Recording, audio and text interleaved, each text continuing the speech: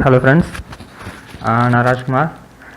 நம்ம இந்த வீடியோவிலேருந்து பொருளாதாரம் அப்படின்னு ஒரு டாபிக் எக்கனாமிக்ஸ் வந்து பார்க்க போகிறோம். ஸோ இந்த எக்கனாமிக்ஸ் அதில் இருக்கக்கூடிய முக்கியமான பார்ட்ஸ் என்ன இருக்கும், ஸோ இதில் ரொம்ப தெரிஞ்சிக்க வேண்டிய பாயிண்ட்ஸ் என்ன இருக்கும் அப்படின்னு சொல்லிட்டு நம்ம வந்து ஃபுல்லாக பார்க்க போகிறோம். ஸோ இந்த வீடியோவிலேருந்து கண்டினியூஸாக.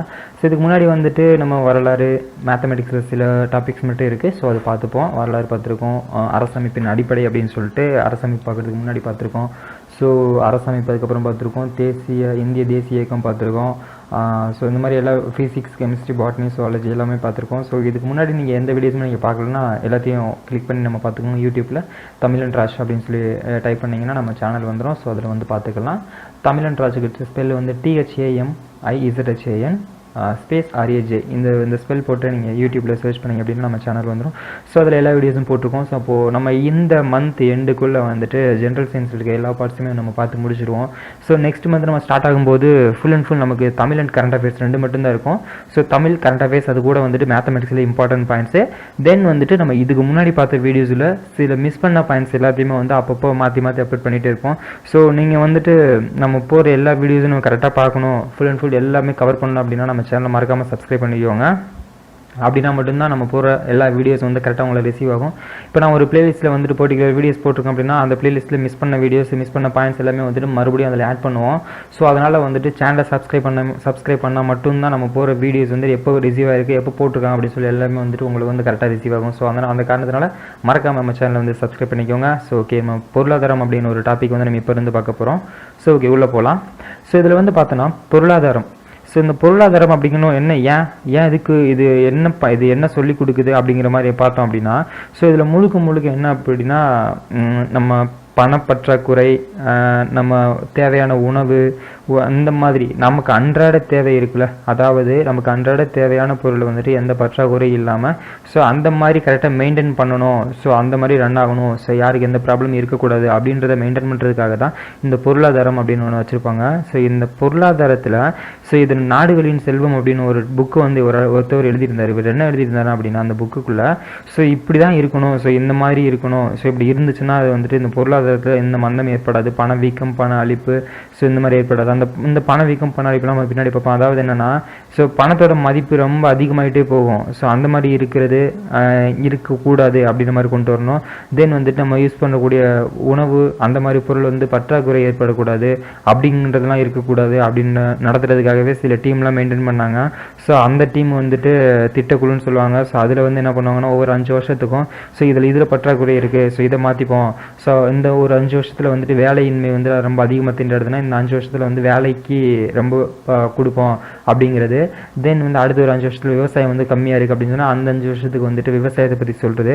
ஸோ இதெல்லாம் அந்த திட்டமிடுதல் வரும். ஸோ இதை தான் நம்ம 5ஆண்டு திட்டத்தில் வந்து நம்ம படிப்போம். ஸோ நம்ம நாடுகளின் செல்வம் அப்படின்னு ஒரு புக்கில் ஒரு நாடுனா இப்படி தான் பொருளாதாரத்தை வச்சு மெயின்டைன் பண்ணணும் அப்படிங்கிற மாதிரி வந்துட்டு நம்ம வந்துட்டு ஆடம் ஸ்மித்தை வந்து எழுதி வச்சுருந்தாரு. ஸோ அதனால் வந்து நம்ம ஆடம் ஸ்மித்தை வந்துட்டு நம்ம பொருளாதாரத்தின் தந்தை அப்படின்னு சொல்கிறோம்.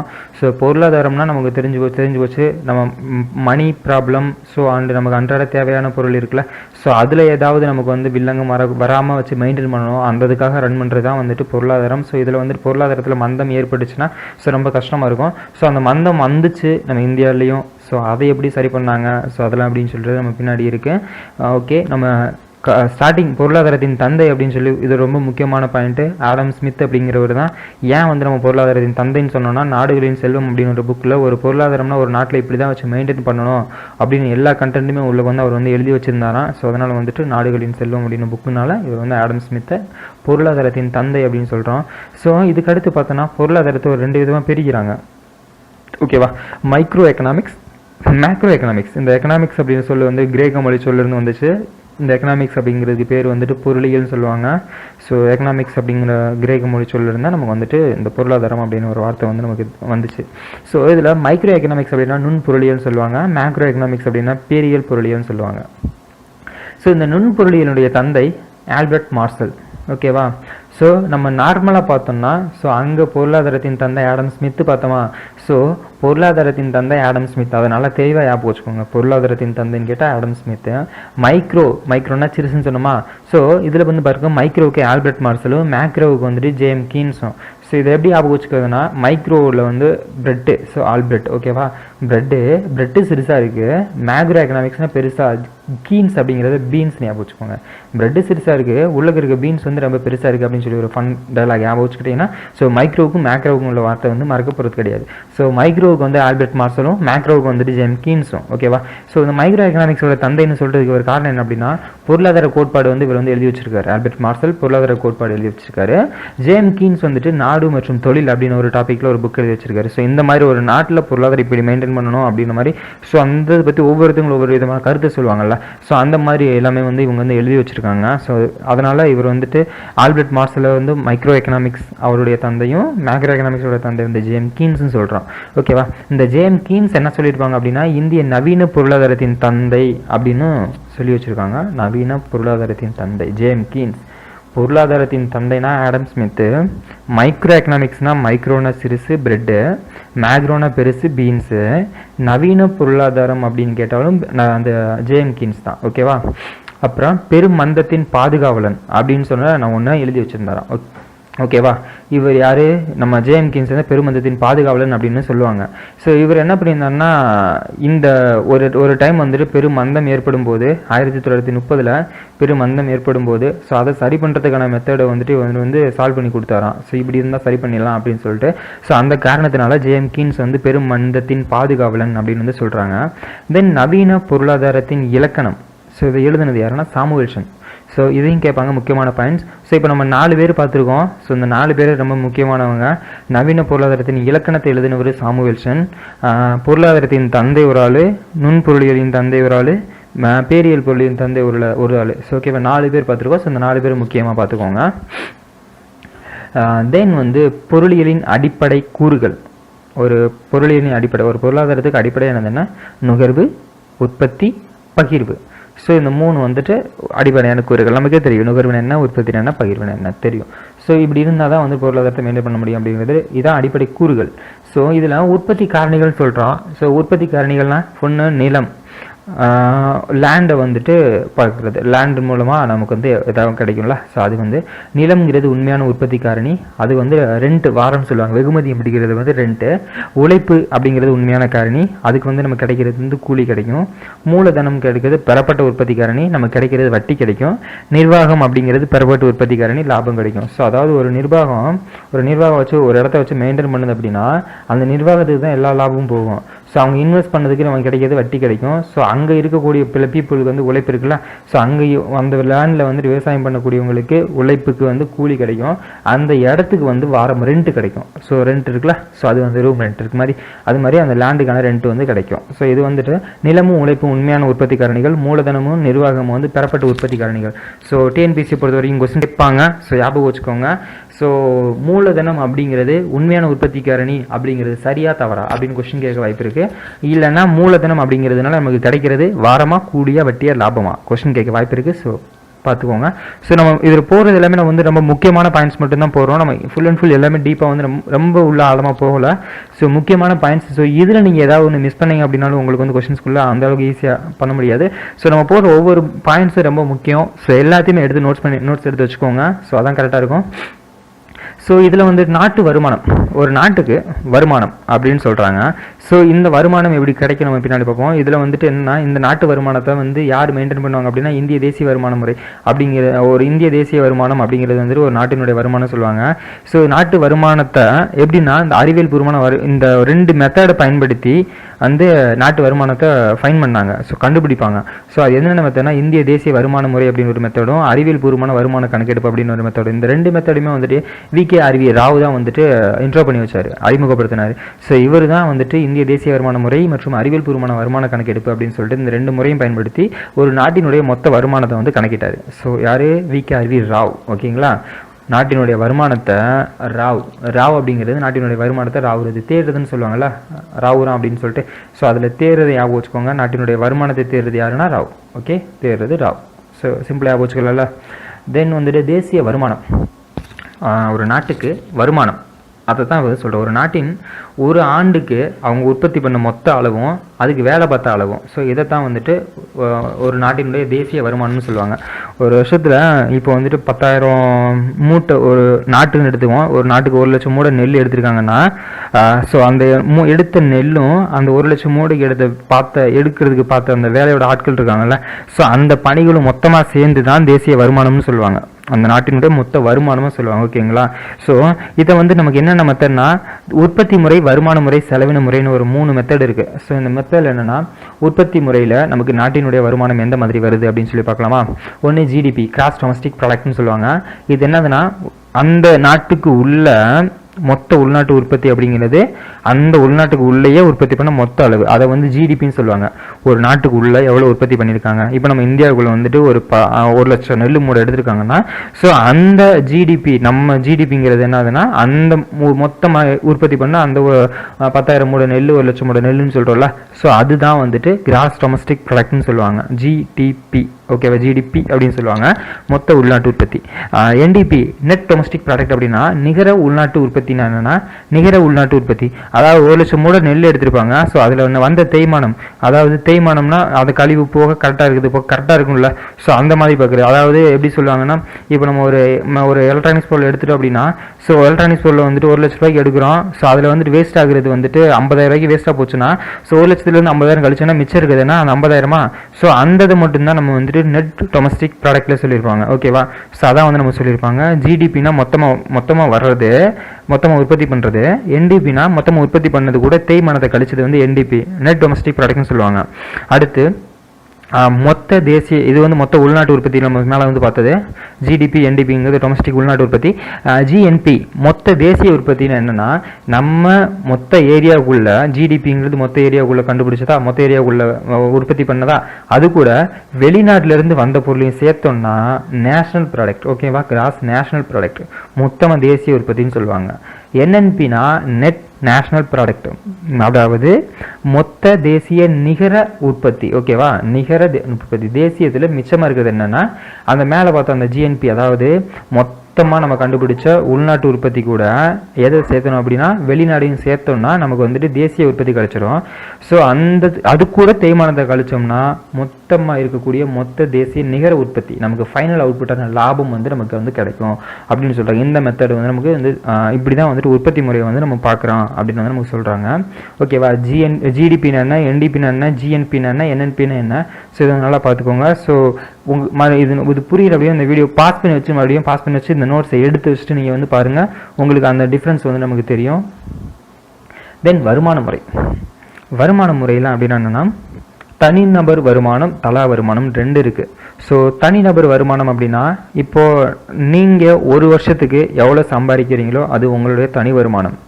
தலா வருமானம்னு என்னென்னா, இந்த ஓவரால் மக்கள் தொகையில், இந்த ஓவரால் இந்தியாவில் இருக்கக்கூடிய எத்தனை மக்கள் தொகை இருக்காங்களோ அவங்களோட மொத்த சம்பளத்தையும் மொத்த காசையும் ஒரு வருஷத்துக்கு எவ்வளோ சம்பாதிக்கிறாங்களோ அது எல்லாத்தையும் மொத்தமாக கூட்டி எத்தனை மக்கள் தொகையால் வகுக்கிறோமோ, ஸோ ஆவரேஜ் கண்டுபிடிப்போம்ல, ஸோ மேத்தமெட்டிக்ஸில் நம்ம பார்த்தோம்ல, ஸோ அதே தான் அந்த இது மூலமாக வகுத்தோம் அப்படின்னா ஒரு ஃபைனல் அவுட்புட் கிடைக்கும்ல. ஸோ அந்த அவுட்புட் தான் வந்துட்டு நம்ம வந்து தலா வருமானம் அப்படின்னு சொல்லுவாங்க ஒரு வருஷத்துக்கு. ஓகேவா? தனிநபர் வருமானத்துக்கு எக்ஸாம்பிள் வந்துட்டு டேக்ஸ் வரியை சொல்லுவாங்க. ஓகே, நம்ம இதுக்கடுத்து நம்ம எல்லா வீடியோஸும் வந்துட்டு நம்ம கண்டினியூஸாக வந்துட்டு இந்த மாதிரி ஒவ்வொரு டாபிக்ஸ், இதுக்கடுத்து நம்ம வந்துட்டு திட்டக்குழு. ஸோ திட்டம் அப்படிங்கிறது பொருளாதாரத்தில் ரொம்ப முக்கியமான ஒன்று. ஸோ அதனால இதுக்கு அடுத்த டாப்பிக்கில் வந்து நம்ம திட்டக்குழு அப்படிங்கிற ஒரு டாபிக் வந்து நம்ம வந்து ஃபுல்லாக கவர் பண்ண போகிறோம். ஸோ இது மாதிரி நம்ம போகிற எல்லா வீடியோஸும் வந்து கரெக்டாக உங்களுக்கு வந்து ரிசீவ் ஆகணும் அப்படின்னா மறக்காமல் நீங்கள் பண்ண வேண்டிய ஒரே வேலை நம்ம சேனலை வந்து சப்ஸ்கிரைப் பண்ணிக்கோங்க. இந்த வீடியோஸ் உங்களுக்கு பிடிச்சிருந்தா லைக் பண்ணுங்கள், ஷேர் பண்ணுங்கள், மறக்காமல் உங்கள் ஃப்ரெண்ட்ஸுக்கும் ஷேர் பண்ணுங்கள், மறக்காமல் சப்ஸ்கிரைப் பண்ணிக்கோங்க. தேங்க்யூ.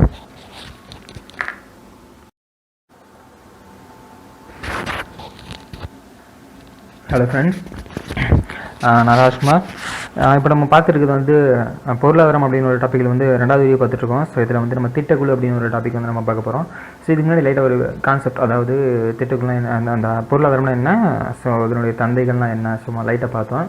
ஸோ இதில் தான் வந்து நம்ம திட்டக்குழு அப்படின்னு ஒன்று பார்க்குறோம். இந்த திட்டக்குழு அப்படின்னா என்ன, ஏன் கொண்டு வந்தாங்க அப்படின்னா, ஸோ நம்ம பொருளாதாரம் அப்படிங்கிறது நம்ம முக்கியமாக பார்த்தாச்சு. ஸோ ஒரு நாட்டுக்கு பொருளாதாரத்தை மெயின்டைன் பண்ணணும். ஸோ எந்தவித பாதிப்பும் இல்லாமல், ஸோ எந்த பற்றாக்குறையும் இல்லாமல் கொண்டு போகணும்னு சொல்லியாச்சு. அதனால் இந்த திட்டக்குழுன்னு ஒன்று கொண்டு வந்து என்ன பண்ணாங்கன்னா, ஒவ்வொரு 5 வருஷத்துக்கும் ஒவ்வொரு இதில் முக்கியத்துவம் கொடுக்கலாம் அப்படிங்கிற மாதிரி நம்ம கொண்டு வந்தாங்க. ஸோ ஒரு 5 வருஷத்தில் விவசாயத்துக்கு முக்கியத்துவம் கொடுப்பாங்க. ஸோ இன்னொரு 5 வருஷத்தில் வந்து வேலை வாய்ப்புக்கு முக்கியத்துவம் கொடுப்பாங்க. ஸோ இன்னொரு 5 வருஷத்தில் கிராமப்புறங்கள் முன்னேற்றத்துக்கு முக்கியத்துவம் கொடுப்பாங்க. ஸோ இந்த மாதிரி முக்கியத்துவம் கொடுப்பாங்க. ஸோ இந்த முக்கியத்துவம் கொடுக்கறதுக்காக கொண்டு வந்தது தான் அந்த திட்டக்குழுன்னு சொல்லுவாங்க. இது வந்து நம்ம அரசியலமைப்பு சாராத ஒன்றுன்னு சொல்லுவாங்க, மறுபடியும் சட்டப்பூர்வமாக ஆக்கப்பட்டதுன்னு சொல்லுவாங்க. ஸோ இந்த திட்டக்குழுவின் தலைவர் யார் அப்படின்னு சொல்லி பிரதமர் வந்து நமக்கு சொல்லியிருப்பாங்க. ஸோ இந்த திட்டக்குழுவோட முக்கியமான வேலை என்னன்னா, அந்த ஒவ்வொரு 5 வருஷத்துக்கு எதில் முக்கியத்துவம் கொடுப்போம் அப்படிங்கிற மாதிரி நமக்கு கையெழுத்து போட்டு, ஸோ அந்த 5 வருஷத்துக்கு இது வந்து மெயின்டைன் பண்ணுறது தான் அவங்களுடைய முக்கியமான வேலையாக இருந்திருக்கு. ஸோ நம்ம உள்ளே போனோம் அப்படின்னா, அரசியலமைப்பு சாராத ஒன்று 5 ஆண்டுக்கு திட்ட ஒப்புதல் வந்து கொடுப்பாங்க. ஸோ இதை கொடுக்குறது யாருன்னா தேசிய வளர்ச்சி மன்ற குழுன்னு சொல்லுவாங்க. ஸோ இதை கிரியேட் பண்ணது 1952. ஓகேங்களா. ஸோ தேசிய வளர்ச்சி மன்ற குழு தான் வந்துட்டு இந்த திட்டக்குழுவில் இந்த 5 வருஷத்து பாண்டுக்கு அக்ரிமெண்ட்டுக்கு வந்து கையெழுத்து போட்டு கொடுக்கணும். 1952 வந்து இது வந்து கிரியேட் பண்ணியிருந்தாங்க. ஸோ இதில் 5 ஆண்டு திட்டம் நம்ம பாருங்க, தேசிய வளர்ச்சி குழு அப்படிங்கிற தேசிய வளர்ச்சி மன்ற குழு தான் 1952 வந்து கிரியேட் பண்ணியிருந்தாங்க. இந்த திட்டக்குழுங்கிறது பாராளுமன்ற சட்டத்தால் உருவானது 1950. சரிங்களா, பார்த்துக்கோங்க. 1950 பாராளுமன்றத்தினுடைய சட்டத்தினால தான் உருவானது. ஸோ இது வந்துட்டு நம்ம அம்பேத்கர் வந்து நம்ம சட்டத்தில் எழுதி வைக்கல. ஸோ நம்ம சட்டத்தில் எழுதி வச்சிருந்தா நம்ம அங்கேயே திட்டக்குழுன்னு ஒரு டாபிக் பார்த்துருப்போம். நம்ம அங்கே திட்டக்குழு அப்படின்னு ஒரு டாபிக் நம்ம பார்க்கல. ஸோ அதனால் இது வந்துட்டு அவர் எழுதாத ஒரு சட்டம் 1950 பாராளுமன்றத்தினுடைய சட்டத்தினால உருவாக்கப்பட்டுச்சுன்னு சொல்கிறாங்க. இதில் பாருங்கள், 1934 திட்டமிட்ட பொருளாதாரம் விஸ்வேஸ்வரய்யா அப்படின்னு சொல்லுவாங்கள்ல. ஸோ அவர் தான் வந்துட்டு எழுதி வச்சிருக்காரு, விஸ்வேஸ்வரய்யான்னு சொல்லிட்டு திட்டமிட்ட பொருளாதாரம் அப்படின்னு. 1973 பாம்பே அங்கே வந்துட்டு என்ன பண்ணியிருப்பாங்கன்னா, சில முக்கியமான தலைவர்கள்லாம் சேர்ந்து அங்கே வந்து திட்டமிடுதலை பற்றி மொத்தமாக பேசி கூடி எழுதி வச்சுருப்பாங்க. ஸோ அதை வந்து பாம்பே திட்டம்னு சொல்லுவாங்க. தென் காந்திய திட்டம் அப்படிங்கிறத வந்துட்டு எழுதி கொடுத்தது யாருன்னா ஸ்ரீமன் நாராயணன். மக்கள் திட்டம்ங்கிறது வந்து எம்என் ராய். ஸோ முக்கியமான பாயிண்ட்டு மக்கள் திட்டம் எம்என் ராய் தெளிவாக வச்சுக்கோங்க. அடுத்து வந்து 1950 வந்து பாராளுமன்ற சட்டத்தினால் உருவானது வந்து திட்டக்குழு. ஸோ இதில் முக்கியமான பாயிண்ட் என்னென்னா, மக்கள் திட்டம் வந்து எம்என் ராய். ஸோ அது வந்து ரொம்ப முக்கியமானது. ஸோ இதுக்கு முன்னாடி இந்த திட்டக்குழுனா என்ன, ஏன் எப்படி கொண்டு வந்தாங்க அப்படின்ற மாதிரி டாப்பிக்கு தான் வந்து மேலே இருக்குது. 1934 திட்டமிட்ட பொருளாதாரம் விஸ்வேஸ்வரய்யா தொடக்கம். 1973 பாம்பேயில் வந்து சில முக்கியமான தலைவர்கள்லாம் வந்து பொருளாதாரத்தை பற்றி எழுதியிருந்தாங்க. ஸோ அதை வந்து பாம்பே பொருளாதார திட்டம்னு சொல்லுவாங்க. காந்தி திட்டம் வந்து ஸ்ரீமன் நாராயணன். மக்கள் திட்டம் வந்து எம்என் ராய். திட்டக்குழு 1950 பாராளுமன்ற சட்டத்தினால் உருவாக்கப்பட்டது. இது வந்து அம்பேத்கர் சட்டத்தில் எழுதி கொடுக்கல. ஸோ நம்மளாம் வேணும் அப்படின்னு ஒன்று எழுதிக்கிட்டோம். தென் வந்து திட்ட கமிஷன். ஸோ திட்ட கமிஷனில் வந்துட்டு ஒரு தலைவர் இருப்பாங்க, ஒரு துணைத் தலைவர் இருப்பாங்க, 7 உறுப்பினர்கள் இருப்பாங்க. ஸோ பார்த்துக்கோங்க, எப்படி கொஸ்டின் கேட்பாங்கன்னா, திட்ட கமிஷனில் எத்தனை உறுப்பினர்கள் அதிகபட்சமாக இருக்க வாய்ப்புண்டு, தென் வந்துட்டு மொத்தம் தலைவர் துணைத் தலைவரை சேர்ந்து மொத்தம் எத்தனை பேர் இருக்க வாய்ப்புன்னு சொல்லி கொஸ்டின் கேட்பாங்க. தலைவர் ஒரு ஆள், துணைத் தலைவர் ஒரு ஆள், 7 உறுப்பினர்கள் வந்து இருப்பாங்க. ஸோ இதில் நம்ம சொல்லியிருந்தோம் 5 வருஷத்துக்கு ஒரு தடவை வந்துட்டு ஏதோ ஒன்று வந்து முக்கியத்துவம் கொடுப்பாங்க அப்படின்னு சொல்லியிருந்தோம். ஸோ இதில் மேக்ஸிமம் எதுக்கு முக்கியத்துவம் கொடுத்துருக்காங்க அப்படின்னு நம்ம வந்து கொஞ்சம் லைட்டாக தெரிஞ்சுக்கலாம். ஸோ இதில் இந்த அளவுக்கு நம்ம கேட்க போகிறதில்ல. அதாவது முதல் 5 ஆண்டு முக்கியத்துவம் கொடுத்தாங்க அப்படின்னு சொல்லிட்டு நம்ம பொருளாதாரத்தை பொறுத்த வரைக்கும் கொஸ்டின் கேட்க மாட்டாங்க. ஸோ ஒரு வேலை கேட்டாலும் நம்ம பண்ணலாம் அப்படின்றதுக்காக தான் நம்ம வந்து இதை பார்க்க போகிறோம். ஸோ முதலாவது 5 ஆண்டு திட்டம் அப்படிங்கிறது எப்போ 5 ஆண்டு திட்டம் ஸ்டார்ட் பண்ணாங்கன்னா, திட்டக்குழு 1950 ஸ்டார்ட் பண்ணியிருந்தாங்க. ஸோ 51 நமக்கு வந்துட்டு 5 ஆண்டு திட்டத்தை ஸ்டார்ட் பண்ணி கொடுத்தாங்க. ஸோ முதலாக 5 ஆண்டு திட்டம் 1951 56 வரைக்கும் வச்சுருந்தாங்க. ஸோ இதில் முக்கியமாக எதுக்கு வந்து நம்ம பண்ணலாம், ஸோ எதை வந்து டெவலப் பண்ணலாம் அப்படின்னு சொல்லி பார்த்தாங்கனாக்கும், விவசாயத்துக்கு முக்கியத்துவம் கொடுத்துருக்காங்க. என்னதான் அப்போ இருந்து விவசாயத்துக்கு முக்கியத்துவம் கொடுத்தாலும் இப்போவும் ஒன்றும் ஆகலை. ஸோ வேஸ்ட்டு தான். ஸோ இந்த திட்டக்குழு கொண்டு வந்தது வேஸ்ட்டு தான். இப்போவும் விவசாயிகள் பண்ண அவஸ்தை என்ன பண்ணிகிட்டு இருக்காங்க. ஸோ விவசாயிகள் அங்கே போயிட்டு இன்னும் போராடிட்டு இருக்காங்க. ஸோ நம்மளால் பிஎம் என்ன பண்ணுறாப்புல, ஸோ அதை பற்றி ஒரு கொஸ்டின் கூட கேட்காம, ஒரு எதுன்னே கேட்காம அந்த அளவுக்கு ஊரை சுற்றிட்டு இருக்காப்புல. ஸோ இதில் முதலாவது 5 ஆண்டு திட்டத்தில் விவசாயத்துக்கு முக்கியத்துவம் கொடுத்தாங்களாம். ஸோ என்ன கொடுமலாது. தென் வந்துட்டு மின்சாரம், நீர்ப்பாசனம், ஸ்பெல்லிங் மிஸ்டேக் இருக்குது பார்த்துக்கோங்க. மின்சாரம் மற்றும் நீர்ப்பாசனம் அப்படிங்கிறதுக்கும் முக்கியத்துவம் கொடுக்கலாம் அப்படின்னு வந்து நம்ம வந்து சொல்லியிருந்தாங்க. ஸோ இது வந்து முதலாவது 5 ஆண்டு திட்டத்தில். இரண்டாவது 5 ஆண்டு திட்டம் 1956 1961 வரைக்கும். ஸோ இதில் வந்துட்டு அந்த டைமில் வந்து வேலை வாய்ப்பு கொஞ்சம் கம்மியாக இருந்திருக்கு. ஸோ அதிக பேர் வேலையில்லா திண்டாட்டம் இருந்திருக்காங்க. ஸோ அந்த டைமில் மட்டும் இல்லை, இந்த டைம்லேயும் தான். ஸோ இதில் இப்போலாம் சொல்லணும் அவசியமே இல்லை. ஒரு வருஷத்துக்கு வந்துட்டு 10 லட்சம் பேர் வெளில படித்து முடிச்சுட்டு வெளில வராங்களாக்கும். 1 லட்சம் பேர் கூட வேலை கிடைக்கல. அதாவது 100ல் 10% ஆளு கூட வேலை கிடைக்க மாட்டேங்குது. மீது 90% ஆளுகள் வந்து சும்மா தான் இருக்காங்க. ஸோ இன்னமும் அப்போ இருந்து இப்போவும் வேலை வாய்ப்புக்கு இன்னும் 10 வருஷம் இன்னும் நடக்கக்கூடிய 5ஆண்டு திட்டத்துக்கு என்ன தான் இப்போ இந்த வேலை வாய்ப்பு முக்கியத்துவம் கொடுத்தாலும் இது வந்து தீரப்போகிறது கிடையாது. ஸோ பொருளாதாரம் மந்தமாக தான் இருக்குது. ஸோ அதனால் பார்த்துக்குவோம். 2வது 5ஆண்டு திட்டத்தில் முக்கியமாக கொடுத்தது வேலைவாய்ப்பு, கனரக தொழில், பெருந்தொழில்கள் இருக்கும்ல, ஸோ அதுக்கு தென் வந்துட்டு கனரக தொழிலுக்கு, ஸோ இதுக்கெல்லாம் முக்கியத்துவம் கொடுத்தாங்களாம். 3வது 5ஆண்டு திட்டத்தில் 1961 66 வரைக்கும். ஸோ இதில் வந்துட்டு தொழில் மற்றும் வேளாண்மை, ஸோ இங்கே வேளாண்மை கொடுத்துருக்குன்னு சொல்கிறாங்க. என்ன தான் கொடுத்து என்ன தான் முன்னேற்றம்னு தெரியல, ஆனால் கொடுத்துறேன்னு சொல்கிறாங்க. இன்னமும் இப்போவும் அப்படி தான் சொல்லிட்டு இருக்காங்க. ஆனால் வந்து ஒரு ஆணையும் கொடுக்க மாட்டேங்கிறாங்க. என்ன தான் பண்ணான்னு தெரிய மாட்டேங்குது. தென் பரவாயில்ல, ஓகே. 4வது 5ஆண்டு திட்டம் நடக்கிறதுக்கு முன்னாடி என்ன பண்ணியிருந்தாங்கன்னா 1967 68 இந்த 2 வருஷம் வந்துட்டு பசுமை புரட்சி நடைபெற்றதுனால ஸோ இந்த டைமில் வந்துட்டு எதுக்கும் நமக்கு முக்கியத்துவம் கொடுக்கலாம். ஸோ இந்த டைம் வந்துட்டு எல்லா டைமும் இருந்திருக்கு. கேட்டால் இந்த வருஷம் முக்கியத்துவம் கொடுத்துன்னு சொல்லி கிழிச்சிக்கிறாங்க. என்ன பண்ணுறான்னு தெரிய மாட்டேங்குது. பரவாயில்ல, ஓகே. 4வது திட்டம் வந்து 1969 1974 வரைக்கும். ஸோ இதில் வந்து நிலையான வளர்ச்சி. ஸோ நாங்கள் எல்லாத்துக்கும் முக்கியத்துவம் கொடுக்குறோம். ஸோ பொருளாதாரத்துக்கு முக்கியத்துவம் கொடுக்குறோம், தொழிலுக்கு முக்கியத்துவம் கொடுக்குறோம், படிப்புக்கு முக்கியத்துவம் கொடுக்குறோம், ஸோ எல்லாத்துக்கும் முக்கியத்துவம் கொடுக்குறாங்க. ஸோ இதில் எந்த வருஷத்தில் என்ன தான் வளர்ந்து வந்துச்சு அப்படின்னு நமக்கு வந்து தெரிய மாட்டேங்குது. ஸோ இப்போ ஆரம்பத்துலேருந்து கடைசி வரைக்கும் அப்படி தான் இருக்குது. இதுக்கு ஒரு திட்டக்குழு அமைச்சு அவங்களுக்கு தனியாக சம்பளம் கொடுத்து அவங்க சம்பளம் கொடுக்குறது நமக்கு வரி இன்க்ரீஸ் பண்ணி இப்போ நடனா ஜிஎஸ்டிங்கிறாங்க, அந்த வரிங்கிறாங்க, இந்த வரிங்கிறாங்க, 28% ஸோ அதை பற்றி பேசினா பிரச்சனை பண்ணுறாங்க, என்னென்னமோ பண்ணுறாங்க. ஸோ தேவையில்லாமல் குழு அமைக்கிறாங்க, அவங்களுக்கு 1 லட்சம் 2 லட்சம் சம்பளம் கொடுக்குறாங்க. ஓ மை காட், பரவாயில்ல, ஓகே. 4வது 5ஆண்டு திட்டம் அப்படிங்கிறது நிலையான வளர்ச்சியும் கொடுத்துருக்காங்க. ஸோ 5வது திட்டம் அப்படிங்கிறது 1974 1979 வரைக்கும். ஸோ ஏழ்மையை விரட்டுதல், இதுதான் வந்துட்டு ரொம்ப செம்மையான ஒரு காமெடியாக இருக்குது.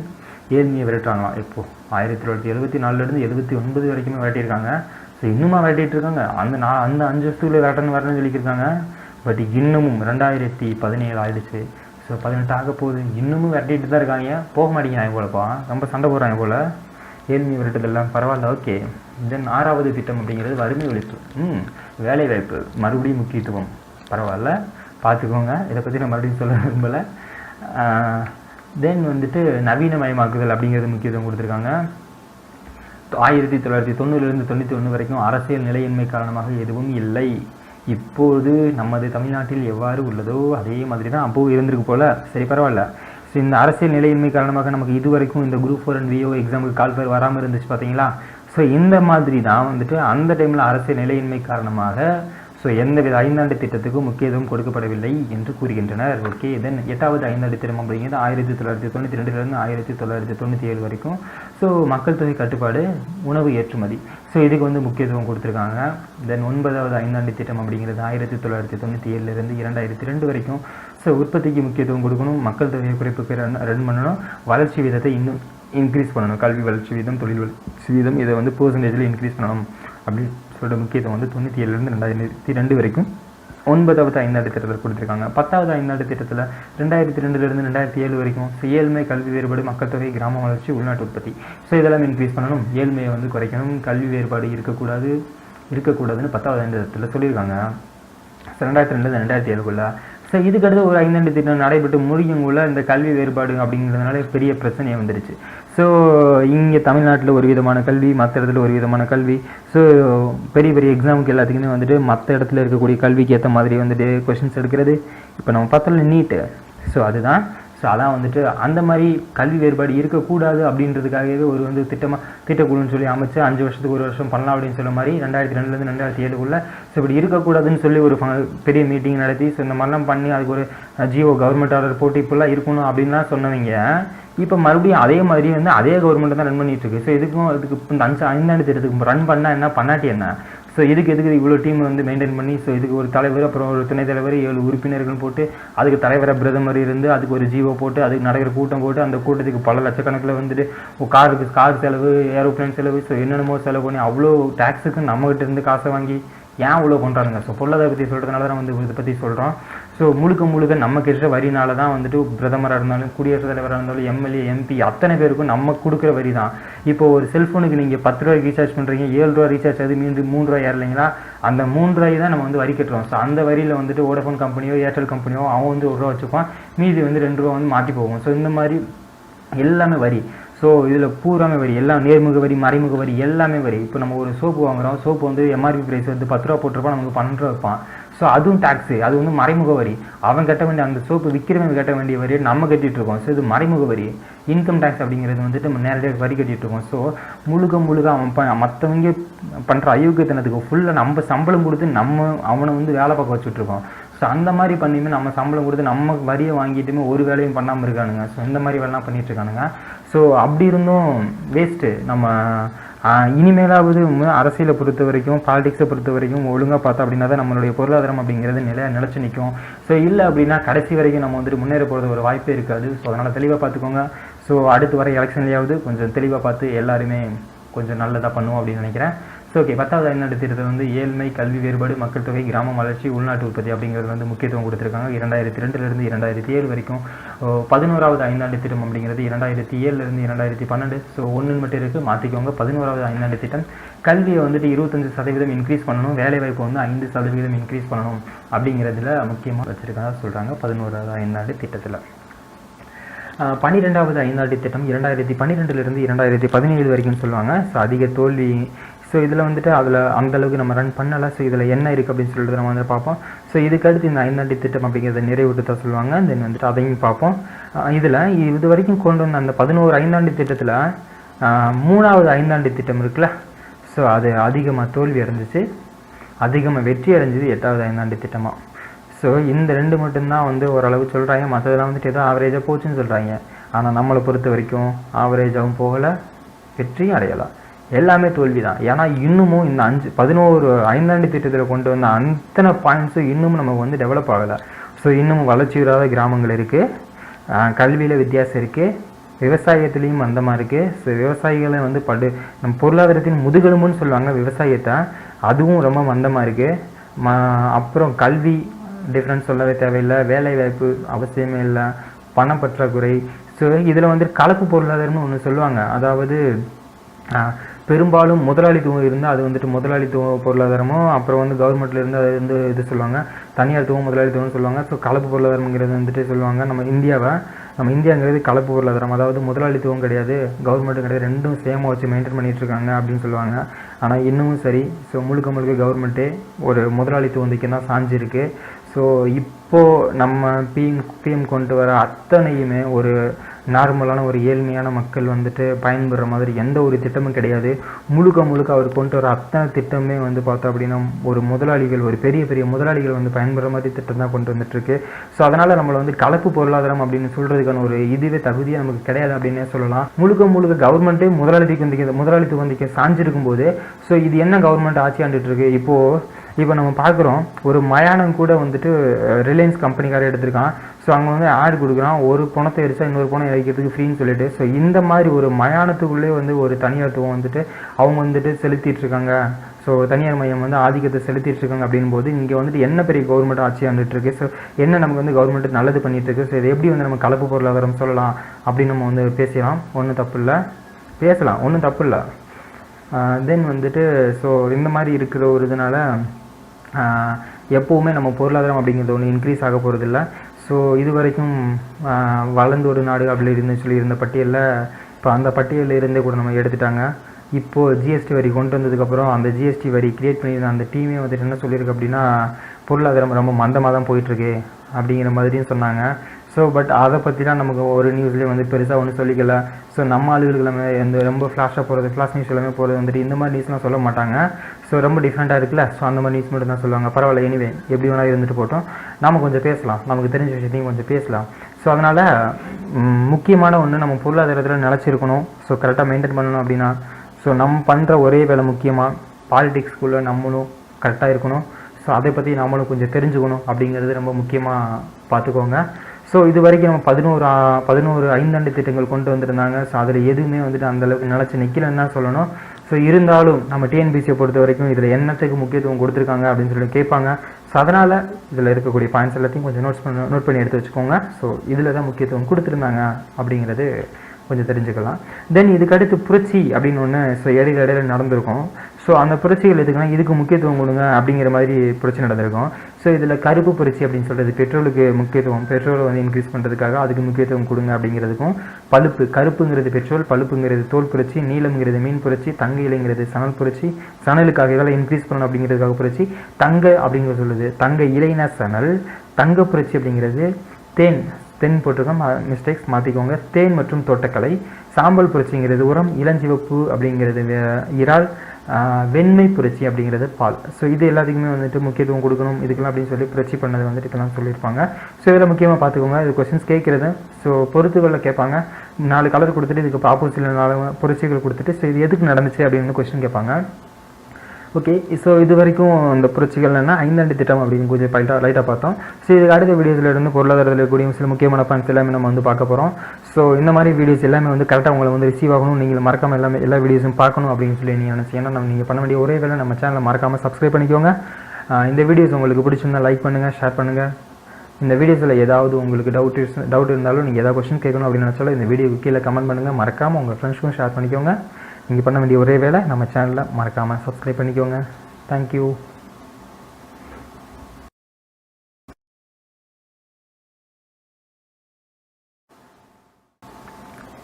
ஹலோ ஃப்ரெண்ட்ஸ், நான் ராஜ்குமார்.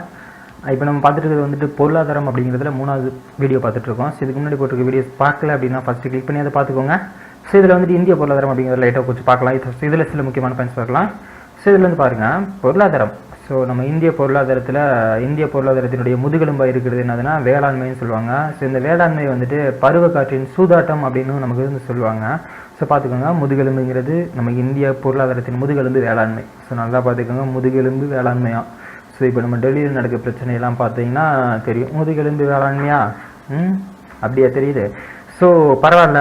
ஸோ அப்படின்னு சொல்லிட்டு இந்தியாவில் ஒரு பேருக்கு எழுதி வச்சுருக்காங்க. ஸோ இந்திய சட்டத்தில் வேளாண்மை அப்படிங்கிறது வந்துட்டு இந்திய முதுகெலும்பு இருக்குதுன்னு சொல்லிட்டு பெரும் பேருக்கு தான் எழுதி வச்சுருக்காங்க. ஸோ பார்த்தோம் அப்படின்னா ரியலாக பார்த்தோன்னா கிடையவே கிடையாது. ஸோ பரவாயில்ல, நம்ம பொருளாதாரத்தை படிக்கிறதுனால கொஞ்சம் தெரிஞ்சுப்போம். பருவக்காற்றின் சூதாட்டம் அப்படின்னு வந்துட்டு வேளாண்மை வந்து சொல்கிறாங்க. ஸோ இந்திய பொருளாதாரத்தின் இழுவை இயந்திரம் அப்படிங்கிறது வந்து சேவைத்துறை. ஸோ இந்த சேவைத்துறை மூலமாக இது மூலமாக தான் நமக்கு வந்துட்டு இந்தியாவுக்கு அதிகமாக வந்து மணி வந்து ரிசீவ் ஆகிட்டுருக்கு அப்படின்னு வந்து சொல்கிறாங்க. ஸோ அதிகமாக வரிகள் போகிறது, ஸோ அதிகமாக வந்து இது வருமானங்கள் வர்றது எல்லாமே சேவைத்துறையினால தான் வருதுன்னு சொல்கிறாங்க. பட் இருந்தாலும் 3/2 பங்கு, ஸோ இந்த வேர்ல்டில் நடக்கிற தொழிலில் 3/2 பங்கு கண்டிப்பாக விவசாயத்தை வேளாண்மையை நம்பி தான் இருக்குது அப்படிங்கிறது நமக்கு தெரிஞ்ச விஷயந்தான்.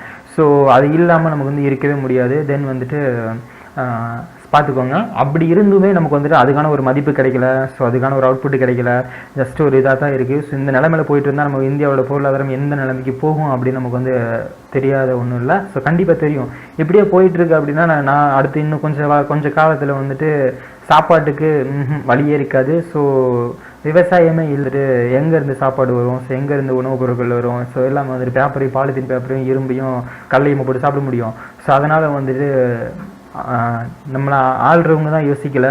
ஸோ நம்மளாவது கொஞ்சம் யோசிக்கலாம். ஸோ ஓகே, தென் வந்து பாருங்கள் கொள்கை. ஸோ நம்ம இந்திய பொருளாதாரத்தின் கொள்கை கலப்பு பொருளாதாரம்னு சொல்லுவாங்க.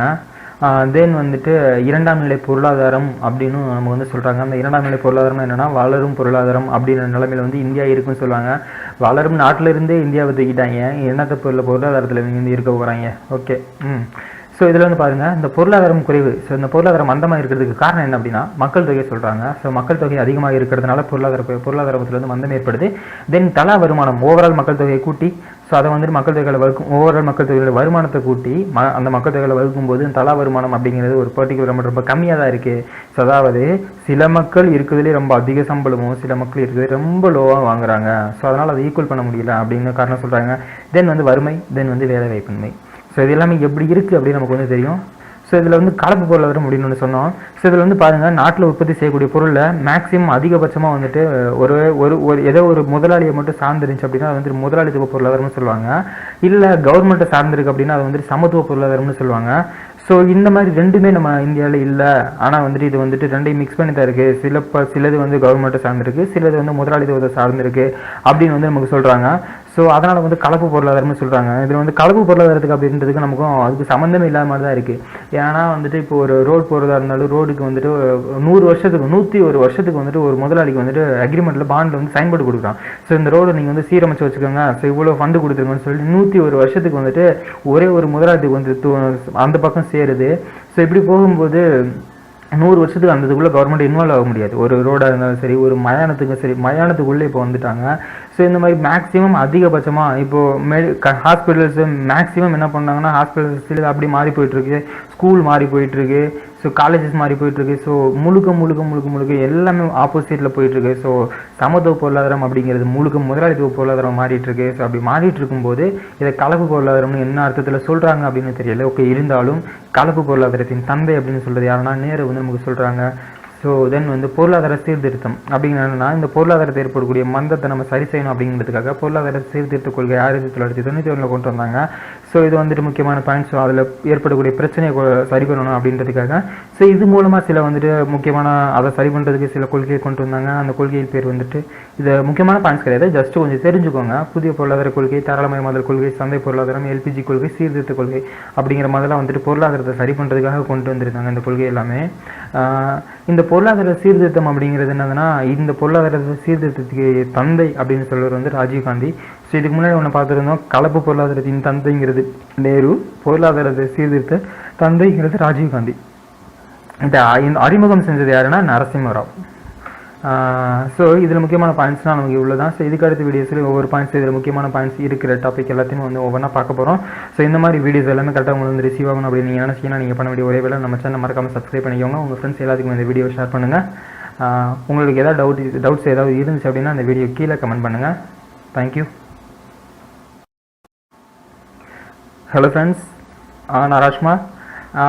நம்ம இப்போ பார்த்துட்டு வந்து பொருளாதாரம் அப்படிங்கிற ஒரு டாப்பிக்கில் வந்து 4வது வீடியோ பார்த்துட்ருக்கோம். ஸோ இதில் வந்துட்டு இந்த முதன்மை நிலை, 2ஆம் நிலை, 3ஆம் நிலை அப்படின்னு சொல்லுவாங்கள்ல, ஸோ அந்த துறைகள், ஸோ அதை பற்றி நம்ம வந்து பார்க்க போகிறோம். ஸோ உற்பத்தியினுடைய அடிப்படையில் மொத்தமாக வந்து மூணு டைப் வச்சுருக்காங்க. முதன்மை நிலைத்துறை, 2ஆம் நிலைத்துறை, 3ஆம் நிலைத்துறைன்னு சொல்லிட்டு. ஸோ இதில் வந்துட்டு என்ன சொல்லியிருப்பாங்கன்னா, சில தொழில் பண்ணக்கூடியவங்கெல்லாம் வந்துட்டு முதன்மை நிலை, ஸோ இதுதான் வந்து அடிப்படை. இதுக்கப்புறம் வந்து 2ஆம் நிலை, அதுக்கப்புறம் 3ஆம் நிலைன்னு சொல்லுவாங்க. ஸோ அவங்கெல்லாம் வந்துட்டு எந்த கழுத்துப்பட்டைகள், அதாவது அந்த ஷர்ட் வந்துட்டு அவங்களுக்கு சொந்தமானது, இந்த கழுத்துப்பட்ட சட்டை வந்து இவங்க போடுவாங்க அப்படின்ற மாதிரி. ஸோ அவங்களுக்குன்னு ஒரு யூனிஃபார்ம் மாதிரி சொல்லியிருக்காங்க பொருளாதாரத்தில்.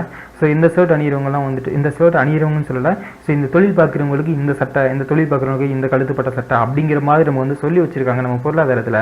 ஸோ அதுதான் வந்துட்டு பார்க்க போகிறோம். ஸோ முதன்மை நிலை தொழில்துறையில் வந்துட்டு பார்த்தோம் அப்படின்னா ஸ்பெல் மிஸ்டேக்காக இருக்க துறைக்கு மாற்றிக்கோங்க. தென் வந்துட்டு பார்த்தோன்னா இது என்னென்ன சேர்வுன்னா வேளாண்மை துறை, காடு வளர்ப்பு, மீன் வளர்ப்பு, சுரங்க தொழில், கனிம தொழில்.